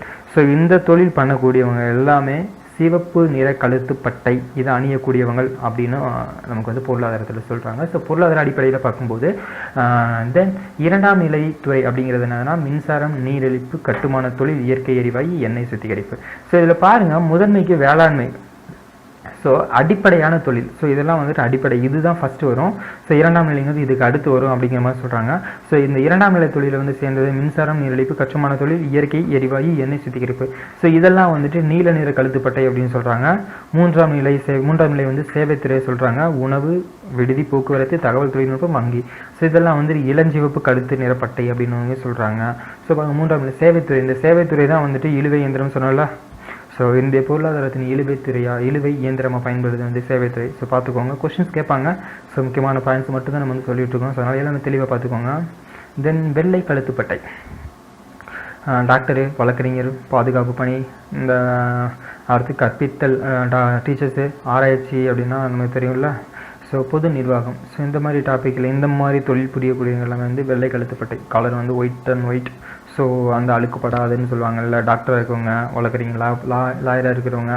ஸோ பாதுகாப்பு பணி அப்படிங்கிறது இப்போது சிமிலர் டு ஹையர் ஆஃபீஸர்ஸ் சொல்லுவாங்கள்ல. இப்போது ஒரு ஆர்டிஓ எடுத்துக்கிட்டு அப்படின்னால ஒயிட் அண்ட் ஒயிட் அந்த மாதிரி இருப்பாங்கல்ல. ஸோ அந்த மாதிரி சொல்கிறாங்க. கற்பித்தல், டீச்சர்ஸு, தென் ஆராய்ச்சி, தென் பொது நிர்வாகம். இவங்கெல்லாம் வந்துட்டு அந்தளவுக்கு இறங்கி வேலை பார்க்கணும் அப்படிங்கிறது இல்லை, ஜஸ்ட்டு வியர்வை இல்லாமல் அழுக்குப்படாமல் வேலை பார்க்கக்கூடியவங்க அப்படின்ற மாதிரி. ஸோ இந்த கேட்டகரியில் இருக்கக்கூடிய பீப்புள்ஸ் எல்லாமே ஒரு மாதிரி பிரித்து வச்சு, ஸோ இவங்களுக்குலாம் இந்த மாதிரி அப்படின்னு சொல்லி நம்ம பொருளாதாரத்தில் இருக்குது. ஸோ அதாவது ஒவ்வொரு பீப்புள்ஸுக்கும் ஸோ இவங்களை பார்த்து இந்த தொழில் பண்ணக்கூடியவங்களுக்கு இந்த ஷர்ட்டு, இந்த தொழில் பண்ணக்கூடிய இந்த ஷர்ட்டு அப்படிங்கிற மாதிரி பிரித்து கொடுக்குற மாதிரியே வச்சுக்குவாங்க இல்லையா. ஸோ இதை அந்த ஷர்ட் இதில் பார்த்தோன்னா ஓகே இந்த தொழில் தானா அப்படின்ற மாதிரி நம்ம வந்து ஐடென்டிஃபை பண்ணுறதுக்கு மாதிரி அப்படின்னு வச்சுக்கோங்க. தங்க நிற கழுத்துப்பட்டை அப்படிங்கிறது, ஸோ இதுக்கு முன்னாடி நம்ம சொன்ன அத்தனை வேலை இருக்குல்ல, முதன்மைத்துறை, 2ஆம் நிலை, 3ஆம் நிலைத்துறைன்னு சொல்லிட்டு, ஸோ இதில் இருக்க அத்தனை இதில் இருக்கக்கூடிய ஹையர் ஆஃபீஸர்ஸ் வந்துட்டு தங்க நிற கழுத்துப்பட்டை அப்படின்னு வந்து அந்த காலர் உள்ள ஷர்ட்டை வந்து அணியறதுக்கான உரிமை இருக்குது அப்படிங்கிற மாதிரி நம்ம பொருளாதாரத்தில் வந்து நம்ம வந்து சொல்கிறாங்க. அவங்களுக்கு இதை தான் அணியணும், இதை தான் அணியணும்னு இல்லை, ஸோ இப்படி தான் இந்த ஷர்ட் இருந்தால் அவங்களுக்கு வந்து இந்த உரிமை அப்படிங்கிற மாதிரி நம்ம வந்து ஞாபகம் வச்சுக்கோங்க. ஸோ இந்த ஷர்ட்டுக்கு இந்த கழுத்து நிறப்பட்டைக்கு இதுதான் அப்படின்னு ஞாபகம் வச்சுக்கோங்க. ஸோ இந்த மாதிரி இதுக்கு அடுத்து சில டாபிக்ஸ் நம்ம பார்க்க போகிறோம். ஸோ இதெல்லாம் முக்கியமான பாயிண்ட்ஸ் தான். ஸோ கொஸ்டின்ஸில் வந்து கேட்பாங்க, ஸோ தங்க நிற கழுத்துப்பட்டை அணிபவர் யார் அப்படின்னு சொல்லி கொஸ்டின் கேட்பாங்க. கீழே வந்து வேளாண்மை துறை பிரிப்பவர்கள் இந்த மாதிரி மாற்றி ஆப்ஷன்ஸ் கொடுத்து கொஸ்டின்ஸ் கேட்பாங்க. ஸோ பொருளாதாரத்தை பொறுத்த வரைக்கும் ஸோ இந்த மாதிரி தான் கொஸ்டின்ஸ் வரும். ஸோ இது மாதிரி நம்ம போகிற எல்லா வீடியோஸும் கரெக்டாக உங்களை வந்து ரிசீவ் ஆகணும், நீங்களும் மறக்காமல் எல்லாத்தையும் பார்க்கணும் அப்படின்னு நினச்சிங்கன்னா மறக்காமல் நம்ம சேனலை வந்து சப்ஸ்கிரைப் பண்ணிக்கோங்க. உங்கள் ஃப்ரெண்ட்ஸ் எல்லாத்துக்குமே நம்ம வீடியோஸ் எல்லாமே ஷேர் பண்ணிக்கோங்க. ஏதாவது டவுட் இருந்துச்சு அப்படின்னு சொல்லி கேட்டிங்கன்னா வீடியோ கீழே கமெண்ட் பண்ணுங்கள். தேங்க்யூ. ஹலோ ஃப்ரெண்ட்ஸ், நான் ராஜ்குமார். இப்போ நம்ம பொருளாதாரம் அப்படிங்கிற ஒரு டாப்பிக்கில் வந்துட்டு 5வது வீடியோ பார்த்துட்ருக்கோம். ஸோ இதுக்கு முன்னாடி போட்டிருக்க 4 வீடியோஸ் நீங்கள் பார்க்கல அப்படின்னா ஃபஸ்ட்டு கிளிக் பண்ணி அதை பார்த்துக்கோங்க. ஸோ ஓகே, நம்ம இந்த வீடியோவில் வந்து டேக்ஸ் அதை பற்றி கொஞ்சம் பார்க்கலாம். ஸோ வரின்னு பார்த்தோன்னா டாக்ஸ்ன்னு பார்த்தோன்னா ஒரு 2 விதமாக நம்ம இந்தியாவில் வந்து இருக்குது. ஒன்று நேர்முக வரின்னு சொல்லுவாங்க, இன்னொன்று மறைமுக வரின்னு சொல்லுவாங்க. நேர்முகமான நேரடியாக நம்மக்கிட்டே வாங்குறது, ஸோ வரின்னு சொல்லியே வாங்குறது. மறைமுகமான நமக்கு தெரியாமல் களவன்றது, ஸோ இந்த மாதிரி வேலை பார்க்குறது. ஸோ இதான் வந்துட்டு 2 டேக்ஸு. ஸோ இதில் நேர்முக வரினா வரி விதிப்பு நிகழ்வும் தாக்கமும் ஒருவர் மீது இருக்குமாயி நம்ம நேர்முக வரி. நமக்கு ஏற்ற இன்கம் டேக்ஸ் இருக்குல்ல, ஸோ அது வந்துட்டு நேர்முக வரி. ரோட் டேக்ஸு, ஸோ இந்த மாதிரி இருக்குல்ல, ஸோ அதெல்லாம் வந்து நேர்முக வரி. நமக்கு தெரிஞ்ச வந்து வரின்னு கட்டுறோம், ஸோ அது வந்து நேர்முக வரி. நேரடியாகவே வரின்னு சொல்லி வாங்குறது, அது வந்து நேர்முக வரின்னு சொல்லுவாங்க. தென் மறைமுக வரி, வரி விதிப்பின் நிகழ்வு ஒருவர் மீதும் அதன் தாக்கம் வேறு ஒருவர் மீதும் இருக்குமாயின் அவை மறைமுக வரி. ஸோ இதற்கு தான் என்ன எக்ஸாம்பிள் சொல்லுவாங்கன்னா, இப்போது நம்ம ஒரு மொபைலுக்கு வந்து ரீசார்ஜ் பண்ண போகிறோம். ஸோ வந்துட்டு ஒரு 50 ரூபா கார்டு ஒன்று வாங்குறோன்னா, ஸோ அதில் 43 ரூபா தான் ஏறும் ஒரு 50 ரூபாய்க்கு கார்டு போட்டோன்னா. ஸோ மீதி இருக்க 7 ரூபா எங்கே போச்சு? அது எங்கே போச்சு? நம்ம 50 ரூபாய்க்கு பண்ணியிருந்தோமே, ஏன் 43 ரூபா ஏறுது? 50 ரூபா ஏறல, பார்த்தீங்களா? யோசிச்சிங்களா? ஸோ அது வந்து மறைமுக வரி. ஸோ இதான் வந்து எடுத்திருப்பாங்க. ஸோ இதில் வந்து பார்த்தீங்கன்னா நம்ம வேல்யூ ஆடட் டேக்ஸ் அப்படின்னு சொல்லி விஏடின்னு போட்டு அதுக்கு ஒரு பர்டிகுலர் அமௌண்ட் பிடிச்சிருப்பாங்க. ஸோ அந்த டேக்ஸு இந்த டேக்ஸ்னு போட்டு வச்சுருப்பாங்க. ஸோ இந்த மாதிரி இருக்கிறதுல வந்து மறைமுக வரின்னு சொல்லுவாங்க. அதாவது நமக்கு ரீசார்ஜ் கூப்பன் விற்க வேண்டிய அந்த கம்பெனிக்காரன் கட்ட வேண்டிய வரியை மறைமுகமாக நம்ம கட்டிகிட்ருக்கோம். ஸோ நமக்கு விற்கிற அவன் தான் வந்துட்டு நமக்கு அமௌண்ட்டை கொடுத்தா அவன் தான் வரி கட்டணும். ஆனால் அதையும் நம்ம இந்தியாவில் ஏற்றுக்கிட்டு ஓகே வாங்குறவங்கள இந்த கேனப்பைங்கள வந்து வரி கட்டிப்பாங்க. ஸோ நீங்கள் கேட்ட வேணாங்க தலைவரா, நீங்கள் தலைவரே நீங்கள் என்ன பண்ணுறீங்க, எங்களுக்கு கவர்மெண்ட்டுக்கு இவ்வளோ ஃபண்டு மட்டும் தனியாக டொனேட் பண்ணிடுங்க. ஸோ நாங்கள் வந்து இந்தியாவுக்குள்ளே அப்ரூவ் பண்ணிடுறோம். ஸோ நீங்கள் எங்கே வேணால் கம்பெனி வச்சுக்கோங்க, உங்களை கேட்குறதுக்கு யாருமே இருக்க மாட்டாங்க அப்படின்ற மாதிரி அக்ரிமெண்ட்டில் ஃபாண்டில் கையெழுத்து போட்டு பாண்டில் கையெழுத்து போட்டு அனுப்பிச்சுட்டாங்க. ஸோ இந்த மாதிரி தான் ஓடிட்டுருக்கு. ஓகே பரவாயில்ல, இது வந்து மறைமுக வரின்னு சொல்லுவாங்க. மறைமுக வரிக்கு எக்ஸாம்பிள் என்ன சொன்னால் உற்பத்தி வரி, சுங்க வரி, சேவை வரி, விற்பனை வரி. ஸோ இதெல்லாமே வந்துட்டு மறைமுக வரின்னு சொல்கிறாங்க. ஸோ இந்த விற்பனை வரிக்கு கீழே தான் வந்துட்டு வந்திருக்கும். ஸோ இந்த பொருளுக்கு கீழே இருக்கக்கூடிய அந்த டேக்ஸு அதை வந்து வந்திருக்கும். தென் வந்து சேவை வரி அறிமுகம். சேவை வரியை முதல் அறிமுகப்படுத்து 1994. ஸோ எந்த கமிட்டினா ராஜா சல்லையா குழு அப்படிங்கிறது வந்துட்டு அறிமுகப்படுத்துச்சு. ஸோ இதை யார் வந்துட்டு அறிமுகம்னா நரசிம்மராவ் அப்படிங்கிறது வந்து அந்த ஆள் தெரியும்ல, ஸோ இதை அறிமுகப்படுத்தியிருந்தாப்புல. தென் மதிப்பு கூட்டு வரி. ஸோ இதில் வேல்யூ ஆடட் டேக்ஸ்னு சொல்லுவாங்க. ஸோ இதுக்கு முன்னாடி வந்து பொருள் எங்கே வாங்கினாலும் வந்து விஏடி அப்படின்னு போட்டு ப்ராக்கெட்டில் போட்டு அதுக்குள்ள வந்துட்டு இவ்வளோ அமௌண்ட் இவ்வளோ பெர்சன்டேஜ் அப்படின்னு வந்து நம்ம போட்டிருப்பாங்க. ஸோ இந்த மாதிரி நம்ம வரி எதுக்கு கட்டுறோம் அப்படின்னு கொஞ்சம் யோசிச்சிங்களா? ஸோ இந்த வரி கட்டுறது எதுக்காக அப்படின்னா, ஸோ இருக்கக்கூடிய நம்ம கவர்மெண்ட்டை நடத்துறதுக்கு நம்ம குடிமகன் கட்டக்கூடிய வரிகள் எல்லாமே வந்துட்டு இந்த நேர்முக வரியும் மறைமுக வரியும். ஸோ கவர்மெண்ட்டில் இருக்கக்கூடிய நமக்கு ஒரு ரோடு போடணும் அப்படின்னாலும் ஒரு கவர்மெண்ட் வந்து போடுதுன்னா, ஸோ அந்த கவர்மெண்ட்டுக்கு அந்த ரோடு போகிறதுக்கான காசு நம்ம கொடுத்த வரி தான். தென் வந்துட்டு அந்த கவர்மெண்ட் எம்ப்ளாயி இருக்கிற அத்தனை பேருக்கும் சம்பளத்துக்கு நம்ம கொடுக்குற வரி தான். ஸோ நம்ம பிஎம் வந்துட்டு வெளிநாட்டுக்கு போகிறார்ல, ஸோ அதுக்கான செலவு நம்ம கொடுக்குற வரி தான். நம்ம தமிழ்நாட்டோட சிஎம் ஆனால் ஒன்றா கார் எடுத்துகிட்டு நம்ம பிஎம் மாதிரி போயிட்டுருக்கார்ல, ஸோ அதுக்கும் நம்ம கொடுக்குற காசு தான். ஸோ இப்போ வந்துட்டு 50 பேர் தூக்கி ஒரு இடத்துல ஒழிச்சு வச்சுருந்தாங்கல்ல, ஸோ அவங்க செலவுக்கும் நம்ம கொடுக்குற வரி தான். ஸோ அவங்க வந்துட்டு கார்டனில் போயிட்டு உட்காந்து தங்கியிருக்குது நம்ம கொடுக்குற வரி தான். ஸோ அவங்க சாப்பிட்றது, அவங்க காரில் ஊரை சுற்றுறது, ஸோ ஒரு வருஷத்துக்கு அவங்க எவ்வளோனா அவங்க பேசுகிற ஃபோனு, ஸோ இருக்கிற ரெண்ட்டு எங்கே போனாலும் ஃப்ரீன்னு சொல்கிறாங்கல்ல, அந்த ஃப்ரீக்கு கவர்மெண்ட்டு தான் ஃபண்டு கொடுக்குது. அந்த கவர்மெண்ட்டுக்கான காசவே நம்ம தான் வரியாக கட்டிகிட்ருக்கோம். ஸோ நம்ம கொடுக்குற வரியை வச்சு தான் முழுக்க கவர்மெண்ட்டே ஆண்டுட்டுருக்கு. ஸோ அவங்க முழுக்க வேலை தான் பார்த்துட்ருக்காங்க. நமக்கு ஒரு வேலையும் வந்து ரிசீவ் ஆக மாட்டேங்குது. என்ன வேலை பார்க்குறாங்களோ தெரியல, நான் வேலை பார்க்குறேன்னு சொல்லிக்கிட்டே தான் இருக்காங்க. பரவாயில்ல. ஸோ இந்த மாதிரி நம்ம எல்லா டேக்ஸையும் வாங்கி தான் வந்துட்டு முழுக்க வந்து இருக்காங்க. அப்படி இருந்துமே நம்மளை பற்றி எதுவும் யோசிக்கிறது இல்லை. முழுக்க அவங்கள மட்டும் பற்றி தான் யோசிச்சுட்டு இருக்காங்க. ஸோ அதனால் நாம் வந்து இனிமேல் நம்மளை பற்றி கொஞ்சம் யோசித்து அடுத்த எலெக்ஷன்லையாவது கொஞ்சம் நல்ல விதமாக ஒரு முடிவு எடுக்கலாம். தென் இந்த வேல்யூ ஆடட் டேக்ஸ் விஐடிங்கிறத இன்ட்ரோ பண்ணது எங்கன்னா ஃப்ரான்ஸில் தான் முதல்ல பண்ணாங்க. 1954 மௌரிஸ் லாரே அப்படிங்கிறவர் தான் வந்துட்டு அறிமுகம் செஞ்சுருந்தார். இந்தியாவுக்குள்ளே எப்போ கொண்டு வந்தாங்கன்னா 2003 வந்து கொண்டு வந்தாங்க. எங்கன்னா ஹரியானாவில் தான் முதல்ல இன்ட்ரோ ஆச்சு. 2007 தமிழ்நாட்டுக்குள்ளே கொண்டு வந்ததாக சொல்கிறாங்க. ஸோ இது வேல்யூ ஆடட் டேக்ஸ். ஸோ இதுக்கடுத்து நம்ம ஒவ்வொரு பார்ட்டாக பார்ப்போம். நம்ம வந்து ஜிஎஸ்டி பற்றி நம்ம பார்க்க போகிறோம். ஸோ பொருளாதாரத்துக்குள்ளே வரும். ஸோ கரண்ட் அஃபேர்ஸ் கூட சேர்த்து நம்ம வந்து ஜிஎஸ்டி அப்படிங்கிற டாபிக் வந்து பார்க்கலாம். ஸோ இந்த மாதிரி நம்ம போகிற எல்லா வீடியோஸ் வந்து கரெக்டாக உங்களை வந்து ரிசீவ் ஆகணும் அப்படின்னா நீங்கள் பண்ண வேண்டிய ஒரே வேலை நம்ம சேனலை மறக்காமல் சப்ஸ்கிரைப் பண்ணிக்கோங்க. ஸோ உங்கள் ஃப்ரெண்ட்ஸ் எல்லாத்துக்குமே இந்த வீடியோவை ஷேர் பண்ணுங்க. இந்த வீடியோவில் ஏதாவது டவுட் இருந்தாலும், ஸோ நீங்கள் எதாவது கேட்கணும்னு ஆசைப்பட்டாலும் இந்த வீடியோ கீழே வந்து கமெண்ட் பண்ணுங்கள். ஸோ இந்த வீடியோ உங்களுக்கு பிடிச்சிருந்தா லைக் பண்ணுங்கள், ஷேர் பண்ணுங்கள், மறக்காமல் சப்ஸ்கிரைப் பண்ணுங்கள். தேங்க்யூ. ஹலோ ஃப்ரெண்ட்ஸ், நான் ராஜ்குமார். நம்ம பார்க்க போகிறது பொருளாதாரம் அப்படிங்கிற ஒரு டாப்பிக்கில் வந்து 6வது வீடியோ பார்க்க போகிறோம். ஸோ இதில் நம்ம என்ன கவர் பண்ண போகிறோம் அப்படின்னா பணவீக்கம்னா என்ன, ஸோ அதை வந்து எப்படி சரி பண்ணலாம் அப்படிங்கிற மாதிரி நம்ம வந்து பார்க்க போகிறோம். ஓகே, இப்போ பணவீக்கம் அப்படின்னா ஒரு பொருளினுடைய தொடர்ச்சியான விலையேற்றம் அப்படின்னு சொல்கிறாங்க. ஸோ இதை தான் வந்து பணவீக்கம்னு சொல்லுவாங்க. இப்போது நம்ம டேக்ஸ் ஏறிட்டு இருக்குல்ல, ஸோ அந்த மாதிரியே வச்சுக்கோங்களேன். சிமிலர் டு ஸோ இன்க்ரீஸ் ஆகிட்டே இருக்குது அப்படின்னா அது வந்து சொல்லுவாங்க. இப்போ எந்த ஒரு எலக்ட்ரானிக்ஸ் பொருள் எடுத்துக்கிட்டாலும் ஸோ ஸ்டார்டிங்கில் வந்துட்டு 5000 கிடைக்குன்னா இப்போ 6000 ஆகும், அப்புறம் 7000 ஆகும், அப்புறம் 8000 ஆகும். ஸோ அதே பிராண்டில் ஸோ அதே இதில் வந்துட்டு ஸோ இப்போ வெஜிடபிள்ஸ் எடுத்துக்கோங்க. ஸோ ஸ்டார்டிங்கில் வந்து ஒரு 100 ரூபாய்க்கு கொண்டு போனால் வந்துட்டு ஒரு டைமுக்கு சமைக்கிறதுக்கான தேவையான வெஜிடபிள்ஸ் வாங்கிக்கலாம். ஸோ இப்போ 100 ரூபாய்க்கு போனோம் அப்படின்னா ஒரு டைமுக்கு பார்த்த மாட்டேங்குது. ஸோ அந்த விலை ஏற்றம் இருக்குல்ல, அதிகப்படியாக விலை ஏறிட்டே இருக்குது. ஸோ முன்னாடி பார்த்தோன்னா அரிசி ஒரு கிலோ வந்துட்டு 50 ரூபாய்க்கு வாங்குகிறோம் அப்படின்னா இப்போ வந்து 60, 70, 80 இன்க்ரீஸ் ஆகிட்டு இருக்குது. சர்க்கரை ரேட் அந்த மாதிரி தான் இன்க்ரீஸ் ஆகிட்டே இருக்குது. ஸோ இந்த மாதிரி எல்லா பொருளினுடைய அதிகபட்சமாக விலை ஏறிக்கிட்டே போகிறத வந்து நமக்கு வந்து பணவீக்கம்னு சொல்கிறாங்க. அது மாதிரி பணத்தினுடைய வீழ்ச்சி அப்படிங்கிறது தான் நம்ம பணவீக்கம்னு சொல்கிறாங்க. ஸோ கொஸ்டின்ஸ் கேட்பாங்க டிஎன்பிஎஸ்ஸை பொறுத்த வரைக்கும், ஒரு பொருளினுடைய தொடர்ச்சியான விலையேற்றம் என்பது பணவீக்கமா பண அளிப்பா? ஸோ இந்த மாதிரி கொஸ்டின்ஸ் மாற்றி கேட்பாங்க ஆப்ஷன்ஸில். ஸோ பொருளினுடைய விலை ஏறிக்கிட்டே போகிறத வந்து நம்ம வந்து பணவீக்கம் அப்படின்னு வந்து நம்ம சொல்லுவோம். ஸோ இதில் பணவீக்கத்தை ஒரு 2 வகை இருக்குது அப்படின்னு வந்து சொல்கிறாங்க. ஒன்று தேவை இழுப்பு பணவீக்கம், செலவு உந்து பணவீக்கம் அப்படின்னு 2 சொல்கிறாங்க. பணவீக்கத்தோட வகையில் தேவை இழுப்பு பணவீக்கம், செலவு உந்து பணவீக்கம். ஸோ இதில் இந்த தேவை இழுப்பு பணவீக்கம் அப்படின்னு என்ன? உற்பத்தி பற்றாக்குறை. தேவை இழுப்பு பணவீக்கம் அப்படிங்கிறது தேவை இழுப்பு பணவீக்கம். ஓகேவா? உற்பத்தி ரொம்ப கம்மியாக இருக்குது அப்படின்னா அதோட காசு ரொம்ப அதிகமாக தானே இருக்கும். ஸோ இந்த டெக்னாலஜியை பயன்படுத்தி தான் என்ன பண்ணியிருக்காங்கன்னா, ராயல் என்ஃபீல்டு 2 வீலர் இருக்குல்ல, அந்த ராயல் என்ஃபீல்டு பைக்கை ரேட்டை இன்க்ரீஸ் பண்ணணும் அப்படிங்கிறதுக்காக ஸோ அதோடைய கம்பெனிஸ் மேக்ஸிமம் இல்லாமல் ஒரு பர்டிகுலர் இடத்துல மட்டும் கம்பெனியை வச்சு ஒரு நாளைக்கு மொத்தத்துக்கே வந்துட்டு 5 பைக்கு 6 பைக்கு மட்டும்தான் வெளியே போகும். அப்படின் போது நமக்கு என்ன பண்ணுவோம், நம்ம ஆளுகள் எல்லாமே வந்துட்டு ஸோ 1 லட்ச ரூபாய்க்கு விற்க வேண்டிய பைக்கை எனக்கு ஒன்று கொடுங்க அப்படின்னு சொல்லி சீக்கிரம் கேட்கும்போது அந்த 1 லட்ச ரூபாய்க்கு இருக்க அதே உள்ள மதிப்பான பொருளை நம்ம வந்து 10,000 20,000 சேர்த்து கொடுப்போமா? அப்போது அந்த பணத்தோட மதிப்பு குறைஞ்சிக்கிட்டே போகுது, பொருளினுடைய மதிப்பு இன்க்ரீஸ் ஆகிட்டே இருக்கா? ஸோ இதை தான் வந்துட்டு நம்ம வந்து பணவீக்கம்னு சொல்லியிருப்பாங்க. இது வந்து உற்பத்தி பற்றாக்குறை. உற்பத்தியை நம்ம கம்பெனிஸ் எல்லாமே என்ன பண்ணுவாங்கன்னா, ஸோ பணத்தோட மதிப்பு வந்து அதிகமாக பணம் பிடுங்கணும், நம்ம பொருளுடைய ரேட்டை கூட்டணும் அப்படிங்கிறதுக்காக ஸோ அந்த உற்பத்தியை ரொம்ப குறைச்சிக்கிட்டு கம்மியாக இருக்கும்போது நமக்கு வந்து வாங்கக்கூடிய கஸ்டம்ஸ் அதிகமாகுமா? ஸோ அதனால் இந்த மாதிரி டெக்னாலஜியை பயன்படுத்தி ராயல் என்ஃபீல்டு அது மட்டும் தான் சொல்கிறேன், குறிப்பாக சொல்கிறேன், எக்ஸாம்பிள் சொல்லலை. ஸோ இந்த மாதிரி தான் அவங்க பண்ணிகிட்டு இருக்காங்க.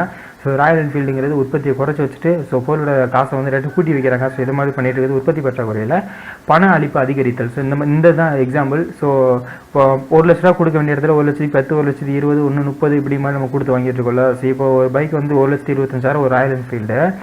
பட் அதையே வந்துட்டு இங்கே கிடைக்கல. இப்போது ஃபார் எக்ஸாம்பிள் நீங்கள் மதுரை கோயம்புத்தூரில் இருக்கீங்க, உங்களுக்கு கிடைக்கல அப்படின்னா என்ன சொல்லுவாங்கன்னா, கோயம்புத்தூரில் ஒரு கம்பெனி இருக்குது அப்படின்னா உங்களுக்கு இங்கே பைக் இல்லை, ஸோ ஸ்டாக் இல்லை, ஸோ இது பெங்களூர்லேருந்து வரணும், அங்கேருந்து வரணும், ஸோ இதுக்கு வந்துட்டு இன்னும் 20,000 ஆகும், நீங்கள் கேட்டீங்களான்னு கேட்பான். ஸோ நம்ம என்ன பண்ணுவோம், அது மேலே இருக்க ஆர்வத்தில் ஓகே கெட்டிடும் அப்படின்னு சொல்லிட்டு காசு கொடுத்துட்டு வந்துடுமா. ஸோ அப்போ என்ன பண்ணுது, பணம் வந்து அளிக்கப்படுது, தேவையெல்லாம் வேஸ்ட் ஆகிட்டு இருக்கா. ஸோ இதை வந்துட்டு பணம் அளிப்பில் சொல்லுவாங்க வாங்கும் சக்தி அதிகரித்தல். ஸோ சிமிலர் கான்செப்ட் தான் ராயல் என்ஃபீல்டு ஞாபகம் வச்சுக்கோங்க, தேவை இழுப்பு பணவீக்கம். ஸோ எக்ஸாம்பிளுக்கு வந்துட்டு ராயல் என்ஃபீல்டு, ஓகேங்களா? ஸோ கொஸ்டின்ஸ் கேட்பாங்க, உற்பத்தி பற்றாக்குறை இருப்பது வந்து தேவை இழுப்பு பணவீக்கமாக செலவு உந்து பணவீக்கம் அப்படின்னு சொல்லி கொஸ்டின்ஸ் கேட்பாங்க. ஸோ நல்லா தெளிவாக பார்த்துக்கோங்க. இழுப்பு பணவீக்கம் ராயல் என்ஃபீல்டு நல்லா இழுத்துட்டு போகல, அதனால் நல்லா பார்த்துக்கோங்க. ராயல் என்ஃபீல்டு எக்ஸாம்பிள் வந்துட்டு இழுப்பு பணவீக்கம் அப்படிங்கிறதுக்கான எக்ஸாம்பிள். தென் வந்துட்டு செலவு உந்து பணவீக்கம், உற்பத்தி காரணிகளின் விலை அதிகரிப்பு. அதாவது என்னென்னா, இப்போது சாப்பாடு ஸ்டார்டிங்கில் வந்து 20 ரூபாய்க்கு நமக்கு கொடுக்குறாங்க அப்படின்னா, இப்போது 50 ரூபா, 60 ரூபா, 100 ரூபாய், 200 ரூபாய், 500 ரூபாய்க்கு அதே சாப்பாடு தான் கொடுக்குறாங்க. அதுக்கு அடிப்படை என்ன அப்படின்னா உயர்வு. ஸோ அந்த அரிசியோ அந்த பொருள் தேவையான வெஜிடபிள்ஸ், ஃப்ரூட்ஸுக்கா இது எல்லாமே வந்துட்டு இன்க்ரீஸ் ஆகுறதுனால, ஸோ இது வந்துட்டு அந்த பொருளோட காஸ்ட்டும் ஃபைனலாக வந்து நமக்கு வந்து இன்க்ரீஸ் ஆகுது. ஸோ இதை வந்து செலவு உந்து பணவீக்கம்னு சொல்லுவாங்க. ஸ்டார்டிங்கில் வந்து ஒரு ஜூஸ் வந்துட்டு 10 ரூபாய்க்கு கொடுப்பாங்க. ஸோ வந்துட்டு இப்போ மேங்கோ ஜூஸ் வந்துட்டு 10 ரூபாய்க்கு கொடுக்குறாங்கன்னா, சீசன் கம்மியாகும்போது என்ன பண்ணுவாங்கன்னா அந்த ரேட்டு வந்து மேங்கோட ரேட் கூட்டுறதுனால ஸோ இதுக்கடுத்து 20 ரூபாய்க்கு கொடுப்பாங்க. ஸோ இந்த மாதிரி அந்த உற்பத்தி காரணிகள் வந்து இருக்கிறதுனால பொருளுடைய ஃபைனல் அமௌண்ட்டும் அதிகரிக்கும் அப்படிங்கிறது வந்து செலவு உந்து பணவீக்கம். இன்னொன்று வரிகள் உயர்வு.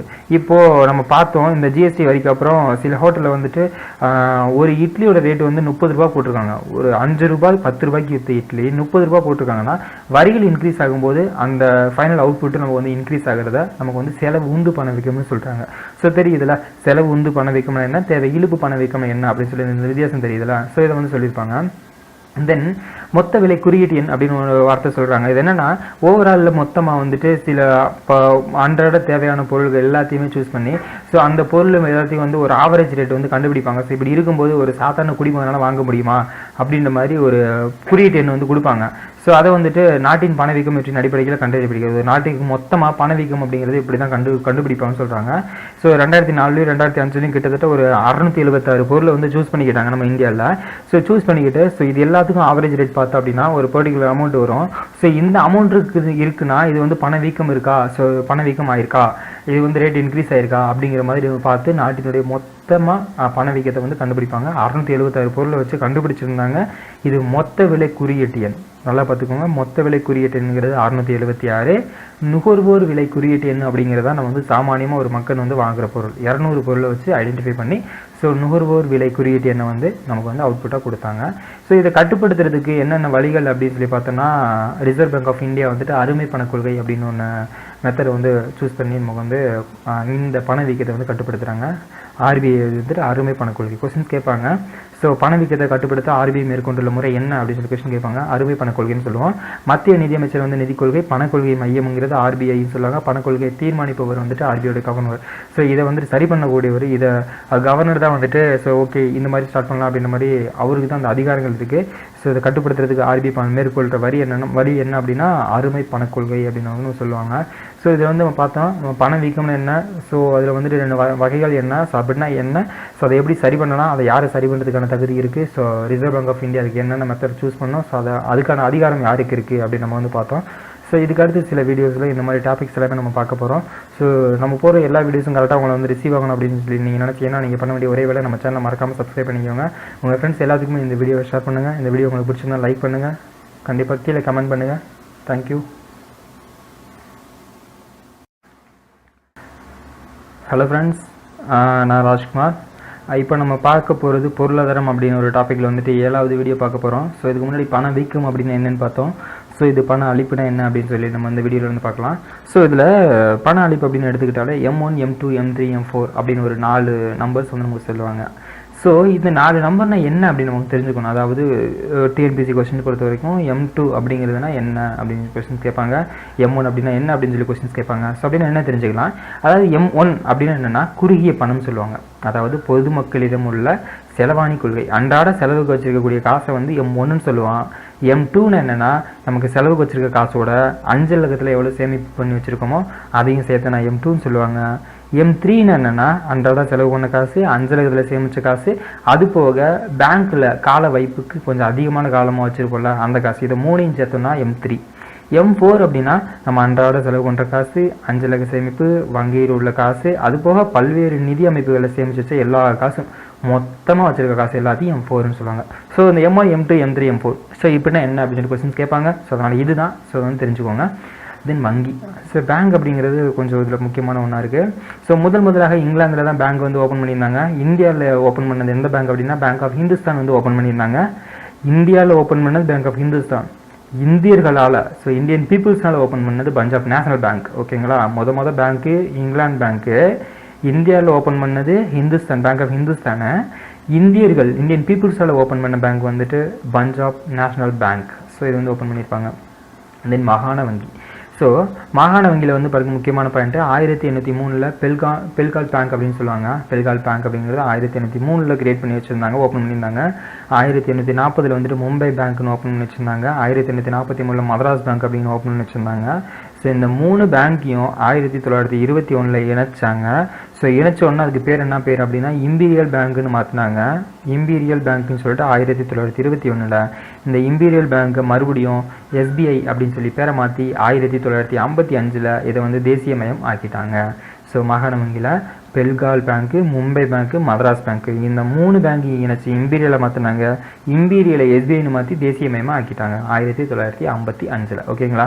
ஸோ எந்தெந்த வருஷம் அப்படிங்கிறது முக்கியமாக பார்த்துக்கோங்க. பெல்கால் வந்துட்டு 1803, மும்பை வந்து 1840, மதராஸ் பேங்க்குங்கிறது 1843. இது 3 இணைச்சது வந்து 1921. தேசியமயமாக்குனது SBIன்னு பேரை மாற்றினது 1955. ஸோ இந்த மாதிரி அடுத்த சில டாபிக் நம்ம பார்க்க போகிறோம். ஸோ இந்த மாதிரி வீடியோஸ் எல்லாமே கரெக்டாக உங்களை வந்து ரிசீவ் ஆகணும் அப்படின்னா நீங்கள் பண்ண வேண்டிய வேலை நம்ம சேனல் மறக்காமல் சப்ஸ்கிரைப் பண்ணிக்கோங்க. ஸோ கண்டிப்பாக உங்கள் ஃப்ரெண்ட்ஸ் எல்லாத்துக்குமே நம்ம வீடியோஸ் எல்லாமே ஷேர் பண்ணிக்கோங்க. இந்த வீடியோ கீழே ஏதாவது டவுட் இருந்துச்சு அப்படின்னாலும் இந்த வீடியோக்கு கீழே வந்து கமெண்ட் பண்ணுங்கள்.